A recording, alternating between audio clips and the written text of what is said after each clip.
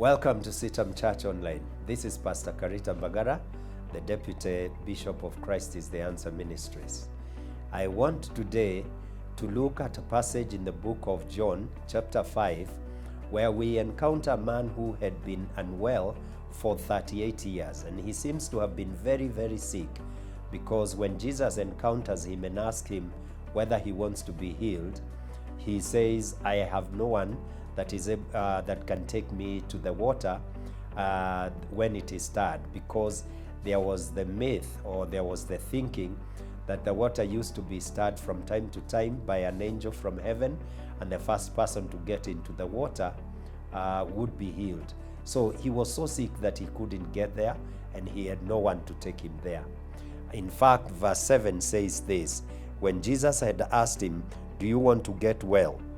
he said, "Sir," the invalid man replied, "I have no one to help me into the pool when the water is stirred.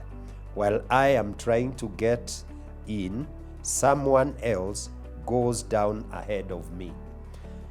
The question that Jesus had asked this man is very significant. Do you want to be well? I find that this tells us of what is happening in our world. Many times God comes to us and says, "Do you want to be helped?" But because we have been conditioned to think in a certain way, we always have a particular response.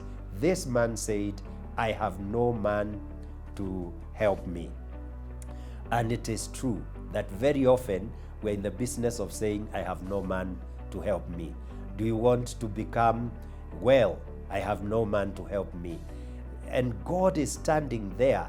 Your help is ever present. It is there, but you are always saying, "I have no man." God is willing to help you, but you are always telling him, "I have no man."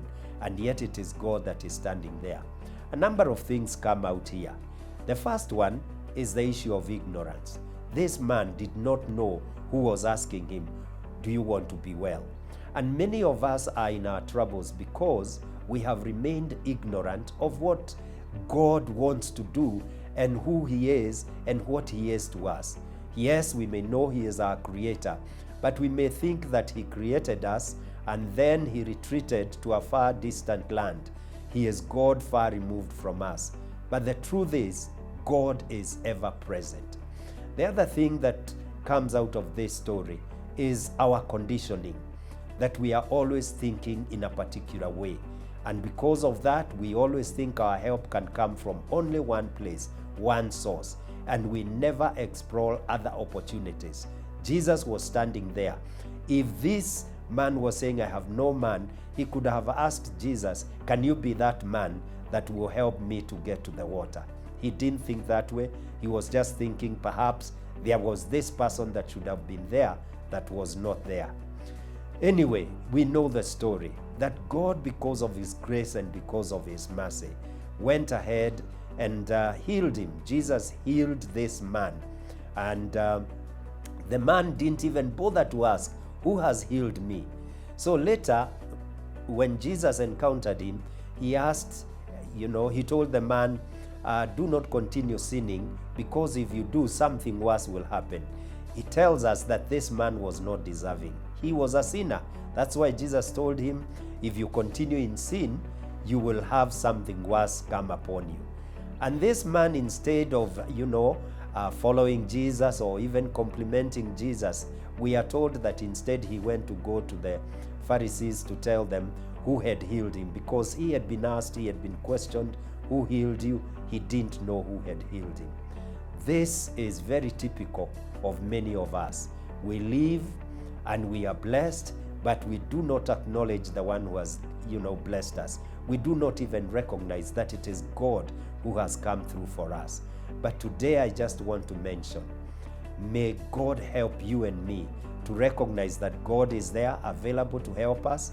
And when he has helped us, when he has sorted out in our issues, we need to remember to acknowledge him and to give thanks to him. And we also need to follow him. May the Lord bless you as God sorts you out in the issue that you currently are having as a problem, but which God is willing to come through for you. Thank you very much. If this has been a blessing to you, please share it in your social platform or pass it on to somebody else who can benefit. And if you know a person who is saying, I have no man, send this message to him. He might just get some insight that will help him to know that God is committed to him. Let's hear what you think about it also through the social platforms that are listed below. You can just write a comment and we will be glad to hear what you think. Thank you very much.